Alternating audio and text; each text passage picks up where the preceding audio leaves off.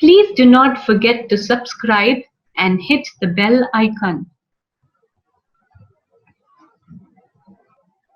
The Squirrels Who Squabbled by Rachel Bright and Jim Field.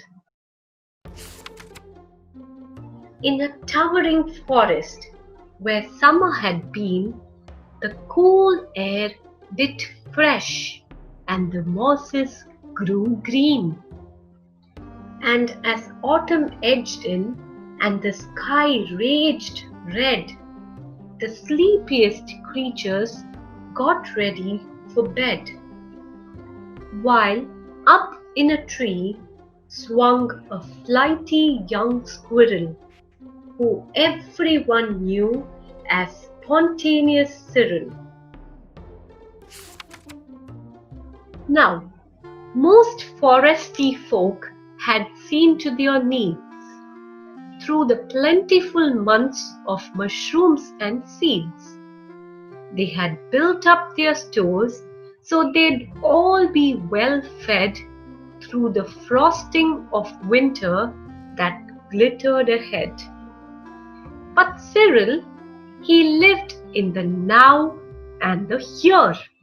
He had adventured and partied his way through the year. So his cupboard was empty, his hollow was bare. He hadn't a mouthful of food anywhere. But wait, what was that over there? Take a look. A single lone pine cone wedged in a nook. He squealed with delight, and for very good reason, for inside were the very last nuts of the season. But Cyril wasn't alone. There were more hungry eyes. Yes, plan ahead Bruce had his sights on the prize. Though he had gathered a mountain of bounty, hard fought, Bruce was convinced he was one pine cone short. I simply must have it, he wistfully cried, as he dreamt of the fresh, juicy pine nuts inside. So as Cyril set off on his way to the ground, Bruce, he was also last pine cone bound. They sprinted and scurried with no time to gamble. They scratched at the bark in their scampering scramble. But their panic and haste shook the tips of the spruce, and the pine cone, it trembled, and then it came loose. Both squirrels gave chase at a lightning pace. This was the start of a wild, nutty race. "It's mine!" shouted Cyril. "No, mine!"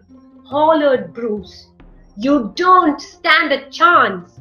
Give up. It's no use." "I'm hungry," cried Cyril. "This cone is not yours." "Stay back," shouted Bruce. "This cone's for my stores." It boinged over bushes and flew through the air. It binged on the nose of a slumbering bear.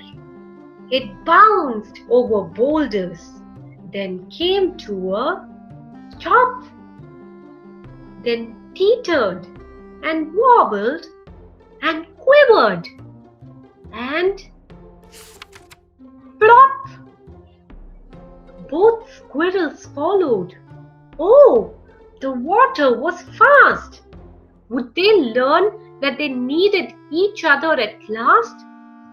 But each was intent on how he could win. So they didn't quite notice a bird sweeping in. Cyril and Bruce, they watched in dismay as their cone disappeared. Up, up, up, and away. "Come back!" shouted Cyril. "They are our nuts!" exclaimed Bruce. But all hope was gone. It was simply no use. And meanwhile, they drifted right up to the ledge. Greed, it was driving them. Over the edge, Cyril and Bruce, they had taken a fall. They were paying the price for wanting it all. They had squandered their chances to team up and share. Would their nutty young hopes simply end in despair? Bruised and bedraggled, they swept past dry land. Cyril grabbed at a branch with a trembling hand. Catching Bruce with the other, he heaved and he huffed and dragged him to safety with panting and puffs.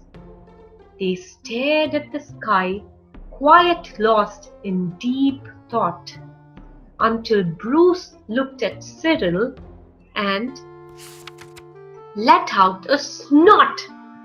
"How silly we are!" he proclaimed, all a jiggle. "How greedy I have been!" spluttered Bruce with a giggle. "We shall change from today. May the squabbling cease.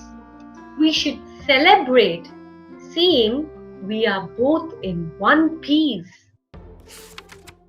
From that day and forward, they made a great pair. They could gather together and found they could share. Yes, Cyril and Bruce, they knew in the end, the best thing to share is a laugh with your friend.